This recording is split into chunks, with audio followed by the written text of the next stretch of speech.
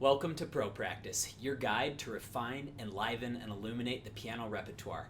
I'm Josh Wright, and today's episode is based on Liszt's La Campanella, as it's commonly referred to. It's the Etude No.3 in G sharp minor from the 6 grand etudes based on themes by Paganini.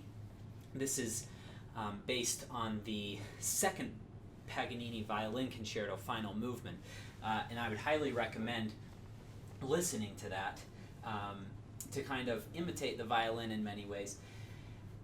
This is one of the most difficult pieces I've ever played on the piano, and today we're kind of going to I guess debunk some of the myths about like, oh, this is impossibly hard, because there are some little tricks that I've learned along the way from wonderful teachers, experimenting in my own practice, watching other people perform it, that have helped me to make it much more accessible. For instance, how can we, if I was going to play this at an insane tempo, let's see. How could I even get that accurate so that when I go back,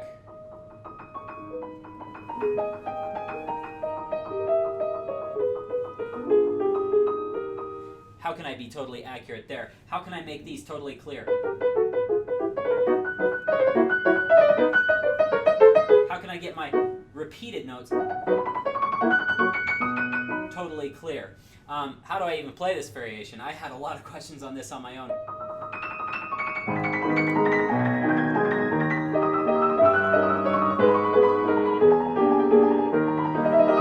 Finally, how do you play octaves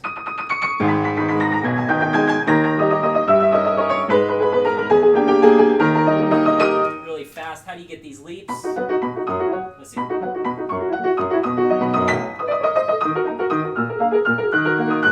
Wow, I haven't played it for a little while.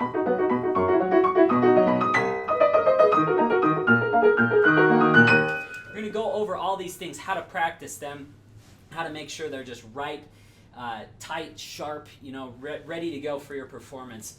So let's go ahead. That will take the course of an hour to go through all of this. Let's go ahead and get started with the most basic of things, which is the jumps, okay? Before we get to that, let's just talk about this. Imitate those violin harmonics. And I like just a little bit of movement.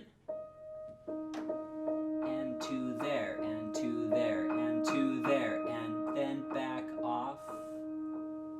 And I like to voice to the top a little more.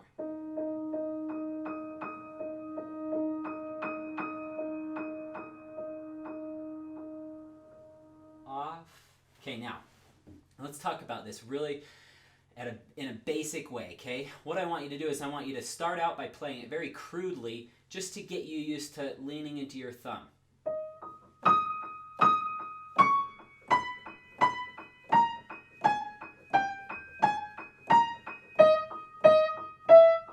Go as slow as you need and use this natural rotation. You can see probably better on my overhead cam how I'm just kind of rotating into. I want you to experiment with closing your eyes.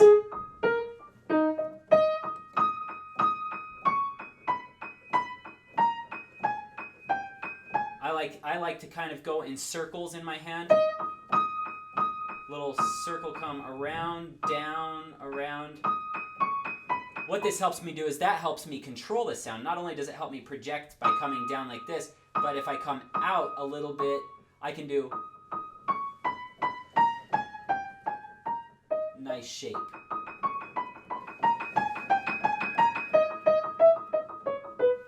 Okay, let's talk about a little rhythm you can do.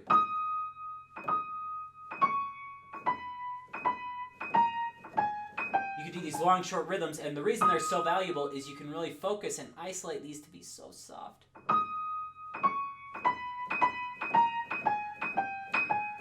Okay, another thing you can do is shake, shake, shake out the tension, shake, shake. And then finally, when you're getting it up to tempo,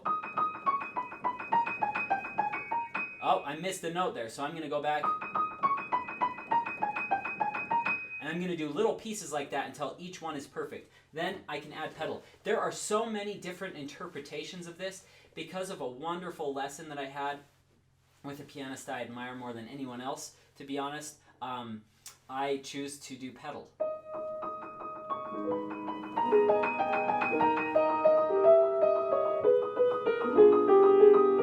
Okay?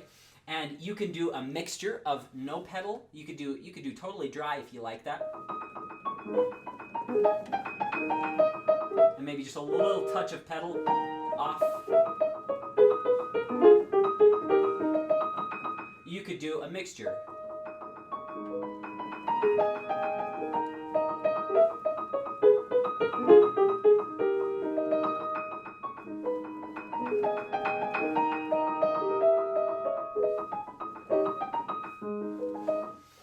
As a pianist, you always want to imitate, especially when things are based on something else, always imitate that instrument. So think of you know, or that's how the violin opening goes, at least. I have to go back and listen to remember every detail. Then it goes It's very difficult from what I understand for violinists. You want to imitate that, so you don't want to go, because you're not doing pizzicato on violin. You want to smooth things out. Okay, now let's just try. Another great way to work on this is, if you have big hands,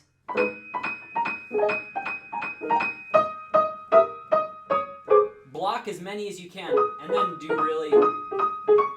then do the opposite. Sorry.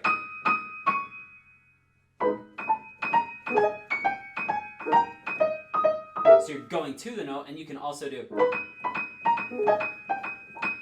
That's really valuable as well. Now, let's get into a little bit of shape. Isolate your melody. You don't even have to use the right fingering to start with, as you're just experimenting.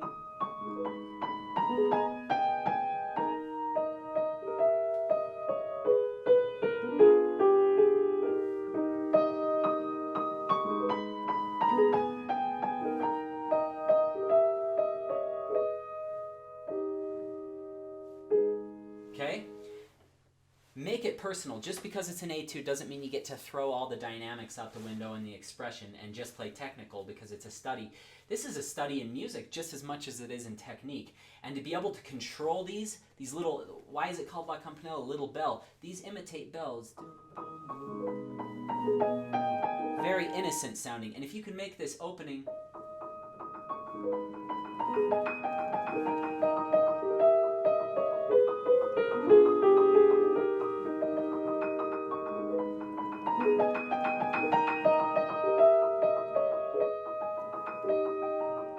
as innocent as that, my gosh, the audience will just be spellbound.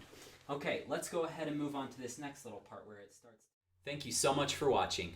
As with all ProPractice videos, the first section is free. If you'd like to view the rest of this video, or if you'd like to learn more about ProPractice, just click on the link on this screen or on the link in the comments section below. Thank you so much for your support of ProPractice.